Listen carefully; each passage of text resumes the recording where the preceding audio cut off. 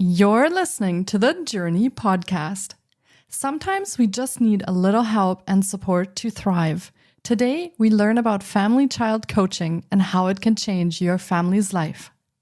Hi, I'm Petra Brunbauer, and with decades of experience with sadness, pain, anxiety, and stress, I finally figured out how to leave all that behind. And this podcast shows you how to break free permanently so you can reclaim your sanity and find the self-esteem and energy to go after the life you desire.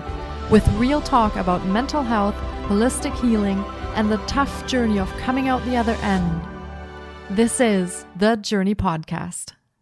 Welcome to today's episode. Today is part of Mental Health Week in Canada, and this is a special bonus episode. Family-child coaching is a type of coaching that focuses on helping families and their children reach their full potential. Through coaching, families can learn new skills and strategies to improve communication, build stronger relationships, and overcome challenges. In this episode, we explore the benefits of family-child coaching and how it can make a positive impact on families' lives. Our guest shares her experiences working with families and provides insights on how coaching can help families and children achieve their goals. Whether you're a parent, caregiver, or family member, tune in to learn how family-child coaching can help you and your loved ones thrive. Siris Raquel Rivas-Verdejo is the owner of Empowering Light Language LLC, where she creates a nurturing and expansive space for people to access their true selves and increase their awareness around communication, interpersonal relationships, culture, health, body awareness, and choice, to name a few. She infuses energetic modalities into her services as a family-child coach, body relationship coach, speech-language pathologist, and learning behavioral specialist with cutting-edge psychology and results-driven empowering tools and strategies. With a passionate, fun, and poignant facilitation style, Siris provides dynamic private sessions, staff training, parent workshops, and guest lectures. She can be heard on her Choosing a Different Future with Siris podcast each week on Fridays at 10 a.m. Eastern, North America. She loves to travel and play with different languages and hopes to create a world where people can connect to each other and themselves with joyful ease. Let's meet Siris Raquel Rivas-Verdejo.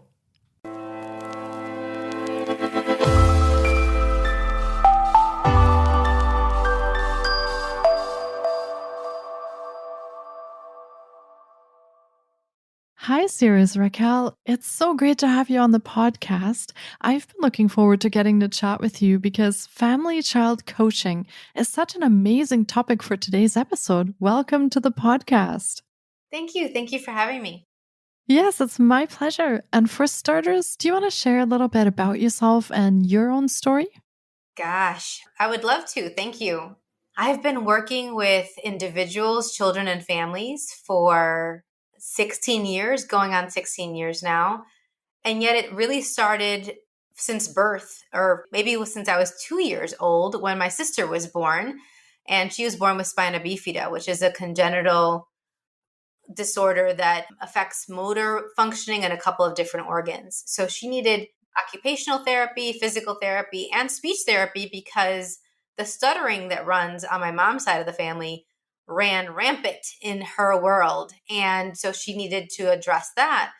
And then my brother was born a couple years later with diaphragmatic hernia, with a hole in his diaphragm. And all of those lungs were up in his chest, not allowing his lungs to grow. So all of those organs were up in his chest, not allowing his lungs to grow.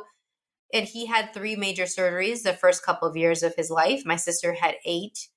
And so this has been my life since I was 2 years old. And that my experiences with my siblings absolutely inform how I work with families now and with children now. I become part of the family. And I don't force myself on the families. I've been really honored to have families welcome me in their homes, into their lives. And I let them know from the beginning that I don't just see them as clients. I see them as a part of my family. There's an investment there. There's a different energy there when you actually recognize, hey, we're in this together, and how can we create a different possibility together? And so my work has included speech and language therapy, learning behavioral therapy, and it has then now morphed into family and child coaching, which includes all different types of services depending on what the family needs, because not any family is the same. Mhm. Yeah.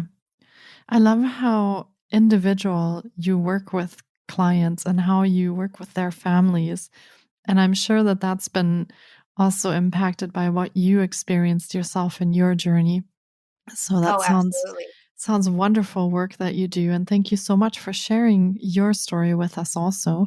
And in this time that you were growing up and there were some challenges for your siblings as well, how did you build resilience and learn to manage all of that in your life? Well, I was really fortunate to have parents that encouraged me to ask a lot of questions. That's not always the case, depending on the culture and the background of the families. I was really grateful and still very grateful to my parents to that they encouraged me to have critical thinking, to not just assume things as I go into them based on other people. And I got a lot of experiences with people projecting things at me and at my siblings and at our family that I still recall to this day. And that now when I'm working with families, I look at, well, what if I didn't project and expect anything of these families and these kids? And I really saw, what do they know about themselves? What, especially the parents, a lot of parents are not heard. They're kind of railroaded by doctors, by other teachers and educators. And so they're not asked the questions that really tap into their knowing about their child.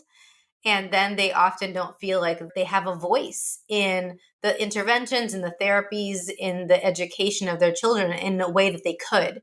And so, with having my siblings often be ignored or their very existence being seen as a burden to many teachers and educators, I found that absolutely unacceptable. And I really strive to make sure that anyone I work with actually feels like truly included and seen as a whole person and as a whole family instead of a diagnosis or a label or this certain behavior is supposed to define everything that that person is. None of us are any one moment. None of us are any one identity or thing. And so when you approach things in that way, it makes a total difference. And that's exactly what helped my siblings. We didn't let their diagnoses and the medical events that they dealt with stop us from hoping for more and perceiving more possible for them. And we didn't cap what we could create with them and for them because of it. And I say that because I was very much a part as the oldest of the three of us, as like a co-parent a lot of times with my mom and with my dad. And so really actually at a young age recognizing that you can incorporate the information and the awareness of your kids is huge. I was heard, my opinion was valued, and I had a voice in family meetings and in what was going on with my siblings and in my own life. And I think that when families and caregivers and parents actually tap into their kids knowing about themselves, it not only makes their job a lot easier, and parents' jobs are already hard enough. So anything that makes it easier, yay. Mhm. But on top of that, it also empowers the child to recognize at an early age, hey, my voice matters. My opinion matters, and what I know about my body, my and what's possible for me is actually valid. And so what if we could actually acknowledge and hear the kids of the world more? Yeah, that's a really good point that you make there because very often when we're dealing, especially with medical challenges and it involves minors, the family isn't really seen as the expert on the matter because the medical expert is seen as the experts, be that the doctor or the specialist they're seeing. So I find that really interesting that you're advocating for incorporating the family more, incorporating the children more that are experiencing these challenges because they really are the experts on their own bodies and the family really they live together 24/7. They're all going through this together. So it's really important, I think, to recognize that awareness and build that into how you work together. Very, very powerful point that you make. Thank you. Yeah. And How do you work with parents, and what would you recommend to them if they are asking you how they can empower their children through some of the life changes that they're facing? What do you say to them? How do you work with them? Well, interestingly, I really prefer working with parents and caregivers of all different backgrounds so that they can be more effective lifelong advocates for their kids. I don't want them to rely on me so that it's my expertise that takes the lead. It actually needs to be the parents and the caregivers because they're way more important than I'll ever be in the lives of these children. And so, one of the places that we have to start oftentimes is looking at the strengths and gifts of everybody in the family. So, a lot of parents come to me and they say, "Oh, my child has autism and I want some support," or "My child has ADHD. My child is having a really challenging time with bullying and they have lack confidence." And so, they come to me with maybe concerns about one or two of their kids with different needs. And I still look at the entire family. I still ask about everybody in the household to see what's going on in their world because we're not islands and these kids aren't islands. And so I have to look at how they are potentially impacted by everyone else. And I also recognize that if everyone in the family is acknowledged and heard, they can all thrive. What's that phrase? Like when rising tides lift all boats, right? So if we can actually have all the boats, all the people in the family be lifted up, then it actually benefits the kid that they initially come to me with concerns about. And that's definitely been the case. So we talk a lot about self-care and we look at what their concerns are. And then I create a personalized plan based on all these different moving pieces in the family. Maybe it involves direct speech and language therapy. Maybe it involves more of a talk therapy or like behavioral approach. Maybe it involves an environmental analysis of the home so we can change the layout of things, the items in the home, maybe clear out some things to make more space depending on what concerns. So for every family is a little bit different. I even have families where part of their personalized plan includes me coordinating with other therapists or with their medical professionals, with the teachers, and going into parent teacher conferences or individualized education plan meetings for specialized services. So it really is very tailored to what are the needs of the family and to the kids. And it really starts with how the parents learn. Many parents learn differently than their kids. And so for part of my role is oftentimes pointing out to the parent, hey, this is what works for you. This is what works for your kid. How can we bridge that gap? Yeah, that's a really good point also. And so a lot of parents are trying to do what works for them or what they were raised to do. And education has changed so much. Like I just had a parent earlier this week that was like, the math that they're doing in these schools is not the math I learned. Like, what is going on? I can't help my Yes. kid because it's completely different. And I was like, I get it. So how do we bridge that gap? How do we close that difference so that the parent feels capable and confident in having that child's back as they move through the different grades and through all these other skills and interactions that they're having to navigate? Mhm. And do you find that there are some additional challenges when you're working with single parents? For example, is it harder to coordinate between when parents don't live together or the family has experienced a separation? Can you still help them in a way? Oh, absolutely. So there's a couple questions in there. So it's for me, it's not more or less challenging to schedule if a parent is a single parent versus if they have a partner or there's multiple households involved. One of my specialties, and maybe it's because I had to navigate different schedules and appointments from such an early age with my siblings having surgeries and therapies and doctor's appointments and follow-ups, that was the scheduling world was always a part of my life. And so I am a scheduling fiend and I try to make it really easy for my families as well. And so my families don't have to pick the same day and time every week. If they do want that, I do the best possible to honor that. But for a lot of my families, their schedules are very chaotic. And so they get to have a specialized link where they can schedule a time at their convenience. And I offer the services virtually. So they can either connect with me through an online platform like Zoom or through phone, wherever they are. Some of my families connect with me while they're driving home from work. And because I provide notes and I provide an email that summarizes what we talked about, in addition to an audio recording of our discussion that's only for them, they're supported in whatever way that they learn and whatever way they want to like recheck in with the content in multiple ways. And I've actually had families where I worked with 3 households and it was one family. It was grandparents, and then it was the dad with his new wife and the mom with her new husband. And sometimes it would be about coordinating messages in like a group message between the households. And sometimes it was they would take turns. Okay, this week I'm meeting with this house, and then this week I'm meeting with this next house. And because everyone could pick a time that worked for them with that specialized link, it worked out fine. And so then I could also coordinate the communication for better co-parenting between all those different households.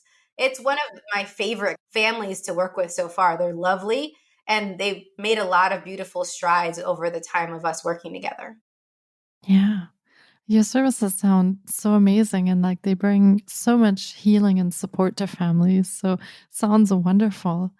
And as you're talking about the services that you provide, I'm kind of wondering, dealing with medical challenges or other challenges that your children are going through, it sounds like that can become quite overwhelming for the parents as well. And do you have any advice that you give them if they're feeling that stress, the anxiety, the overwhelm? How do you address that when you work with them? That's a really, really important point, and I'm so glad you brought it up because it is absolutely a consideration for all of my families. I can't tell you one family where self-care and that overwhelm that's right at the brink, if it's already not there, it's about to be there for a lot of my families. And so my role in their lives is not to add to the stress, is to create more space and alleviate the stress. And a couple of different ways that I've done that is I provide energy work to the families. I give them tools where they can actually use it in their day-to-day living instead of feeling like they need to have another appointment, another separate thing that they do that'll just add to the stress. The energy work can happen while we're talking about other things, or it can be part of the sessions that they already have as a part of the program that they create with me. And one of the key aspects of it is the families knowing, especially the parents and caregivers, when they take care of themselves, they're actually taking care of the kids. A lot of parents get that cognitively, they know it intellectually, but putting into practice without an accountability partner and someone that doesn't give them permission, because they don't need permission, but someone that lets them know the benefits and reminds them of the benefits of taking care of themselves makes a huge, huge difference. And so for any parent that's listening to this, when you're caring for yourself, you are caring for your kids. Your kids are watching you, and your actions are more powerful than your words. Because the kids, and everyone really, but kids especially, care about congruency. And so if you say one thing and you're doing another thing, they're like, that doesn't really quite fit. That's not really going to work. It gets confusing. So if they see you caring for themselves, they are going to incorporate those patterns, those habits into their lives now and as they continue to grow into adulthood. And then they'll have healthier lives with more self-care in it. But if you're not caring for yourself and they feel like, oh, having kids means not caring for yourself, or having a partner means that you have to put all of your interests and your things that bring you joy on the bookshelf, well, then they're going to start choosing that potentially as well. And we don't want that, right? So really inviting parents to look at the things that bring them joy is key. And it doesn't have to be a ton of time. It could be maybe 30 minutes a day. And one of my specialties is finding unique, creative ways to carve out those 30 minutes, even if you have like multiple kids or you have kids that have a lot of medically complicated situations. Because a lot of my parents, as soon as I say that, they're like, there's no way I can get 30 minutes. I don't have 30 minutes. I don't even have 5 minutes. It's like, you Yeah. do. Yeah. I promise you it's possible. Let's create some of the organizational systems. Let's create some of the habits that are going to create more of that space for you so that you can be like, oh, of course I have 30 minutes. I have more than that. But let's start with that. Yeah, it sounds like that really needs to be part of the foundation that you create so that parents can care for themselves, like you said, to be fully recharged and centered so they can care for their children. So the self care sounds like a very foundational part that comes in with your services. So that's wonderful. I love that. Well, Yeah. and a lot of parents, when they come to me, that's part of it. It's like, I'm very concerned about my kid around this and this. And I'm at my wit's end. I've been trying out all these different things. I've been going to all these different people, and none of it's really working, or it's working, but it's not getting the results as quickly and easily as I know is possible.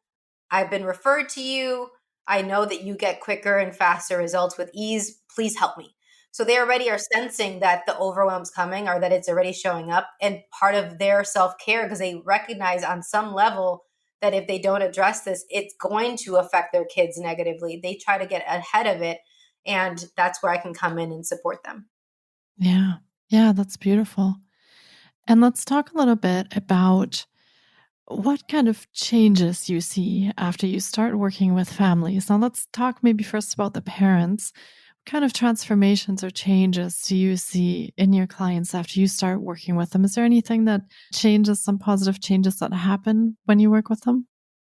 Well, so many. I mean, over 16 years now. But one of the things that comes to mind that is a recurring pattern is a lot of parents recognize as I'm working with their child and with their family as a whole, how much they were judging themselves, and they start dissipating that judgment, which is just so beautiful to see. It's such an honor every time I witness it and they report it. And it happens almost every time. We're like, I'm not as messed up as a parent as I thought I was. Yay. It's like, you really aren't. You're really doing a lot of good things. It's about maximizing those things and really getting some additional tools. So I just have additional trainings and experience that maybe they don't know yet, but they're still the expert on their child. They're still the expert on their lives. And so I just add in these additional tools that maybe they hadn't heard of or been exposed to yet. And then the other piece that has been really beautiful to see is for the parents where they may see themselves in their child, like, oh, I had difficulties with reading, or oh, I was bullied as a child. I still to this day have a hard time focusing. I have ADD. I have attentional difficulties. When they see their child progressing in a way that doesn't have that judgment that maybe they experience, or when they see their child having making these milestones that maybe other people have told them weren't going to be possible for their child, it is so healing to the inner children of these parents. It's just amazing to me because then they actually are receiving from their kids and their kids are receiving from them in this beautiful flow back and forth, instead of being like, oh, hey kid, I'm only going to be giving to you as a parent and that's it. It's one way. And you can receive so much from these kids and they really want to give to you. And when you see their journey, it can be very powerful to undo anywhere that you've been locking in some of this judgment, the lies, the toxicity of your own childhood. Yeah. Yeah, that sounds like a wonderful healing journey that you kind of guide them on and join them on. And how about for the children? What kind of changes and transformations do you see there? I mean, you can't see me right now, but I am just beaming. I can hear it. I love these kids. Oh my gosh, they make me smile so much. Like from, oh, I can make this sound that I never thought I could make before, to, I'm speaking more clearly and like I'm heard, and like you build up their confidence. Like so many of these kids are really aware of their difference. And depending on their age, they really don't want to be different. But when you are working with someone, including your parents, if they actually see your difference as a gift instead of as something that's a detriment or an obstacle, these kids light up. They shine. They actually get that the world is better with them in it. And that's not a small thing when, for some of these kids, they are either explicitly or implicitly being told that the world would be better without them. Mhm. And that was definitely the message that my siblings received. that I would like for no child to ever receive ever again. Like that would be amazing to me, to be in a world where nobody feels like the world would be better without them in it. And so to see these kids be like, oh my gosh, this is possible and this is possible and I can do this now. I have a kiddo earlier this week that was like, I'm really good at this. And I was like, yeah, you are. Like when they start complimenting themselves, they don't even rely on you to lift them up anymore, that they really integrate it and embrace the gift that they are. Oh, I love it. And it can be from any different skill, from like the sounds they're pronouncing to, oh, I actually understand these questions now, to, oh, I can read these books, and they get to travel to these other worlds. And they're like, oh, they read this book and they're like, oh, can I go visit that place now? And it's like, can you? And they're like, yeah, I think I could. It's like, let's go do it. Like it plants these seeds of other options that they may have thought were closed to them before you address whatever skills and abilities that you're trying to bolster in them. Yeah. It sounds like you are the facilitator of dreams and possibilities. That sounds amazing. And Aw, that's so yeah, sweet. I I love hope that. so. I really hope so. It's one kiddo at a time, it's one family at a time, and also one educator at a time. I love working with educators and other professionals and therapists that are working with families and children so that they have these tools too. Yeah. Yeah. So that the message can be spread to more families, to more children, and that when you help more educators support families in this way, then you can reach more families as well. So that's fantastic. Yeah. And do you want to go over some of your programs and services that you offer so our listeners can get a feel for how they could connect with you in their healing journey? If they feel aligned to work with you, how can they find you and how do you provide your services? Well, I provide the services virtually by phone or by like Zoom and any type of video conferencing, as long as I can record the session for the families. And I recommend for people to start off with a consultation with me. And I would love to offer free consultations to your listeners as a gift to your network here. I love what you're doing on this show. I think it's amazing. And so, as long as they mention your show, the $50 fee of a 45-minute consultation will be waived. So I think it's going to be incorporated in the links for this episode, but they just click on the link to schedule a consultation with me. And what that allows them to do is that they get a chance to ask me questions about their child, about their family, and I get to ask them questions about what's going on so that they walk away right away with some tools that they can start to use. And then I can discuss some other possible options from there, one of which may be direct speech and language therapy or direct learning behavioral therapy. Maybe we could look at the whole family and child coaching, which then will be about that personalized plan I mentioned earlier. So that's also a possibility. And people can actually already start exploring that as well on my website at empoweringlightlanguage.com. And one of the other things that I mentioned earlier is the energy work piece. So some of my parents, maybe they already have the support that they're looking for, and it's a matter of a little bit tweaking here, some additional tools or ideas that they may not have known about, but they really want the self-care. They really want to prioritize them nurturing and nourishing themselves so that they can be more effective, happier, healthier parents. And so I offer also private energy work sessions, and it's all different modalities, from Tantra and the living and dying body process, access consciousness, shamanism.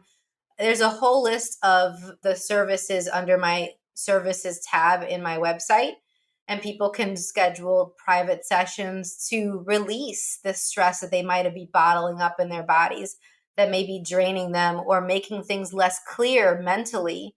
Because sometimes when we're really stressed too, it adds like a mental cloud, and then we're not as sure of what is possible and what we could do next for our children and for ourselves. Yeah. Amazing. And thank you so much for your very generous offer.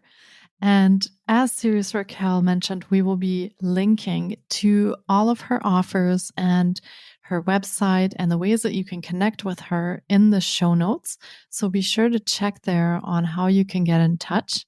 And Siris Raquel also has her own podcast called Choosing a Different Future with Siris. And you can listen in from your favorite podcast provider. And be sure to check that out and listen to some of her episodes as well. And this has been another incredible episode. And I really hope our listeners have enjoyed this journey into family child coaching as much as I have. I've learned so much in this episode. And it has been fantastic chatting with you on the podcast series, Raquel. Thank you so much for your time today. Thank you. And I wanted to also remind the listeners that they can download for free the Being a Different Possibility for Children ebook that I have. It's a quick 10-page ready reference, and it's all about tools to help children be successful by accessing their magic and unique gifts. And so I find a lot of parents find that helpful and other professionals. Yeah, that sounds like a wonderful gift.